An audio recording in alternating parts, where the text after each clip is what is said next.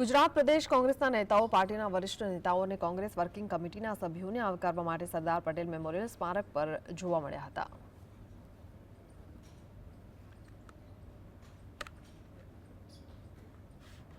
કોંગ્રેસ એક ન્યાયની વાત લઈ અને આગળ આવી છે અને આ ન્યાય પથ ઉપર આગળના દિવસમાં તમામ લોકોના બંધારણીય અધિકારો અને વિકાસની તક સુનિશ્ચિત કરવાની દિશામાં કોંગ્રેસ કાર્યક્રમો આયોજિત કરશે અને આ અધિવેશન એનો પાયો નાખે। સંગઠનની આંતરિક ચર્ચા અને હારે હારે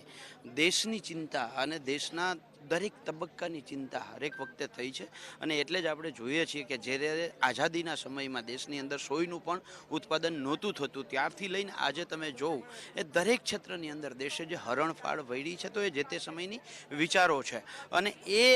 આજે પણ જે અત્યારે અધિવેશન થઈ રહ્યું છે આવનારા ભવિષ્યને ધ્યાને રાખી અને દૂરંદર્શિતા સાથે એક ચર્ચાની વાત છે। આ દેશ એ લોકોનો છે, નાગરિકોનો છે, કોઈ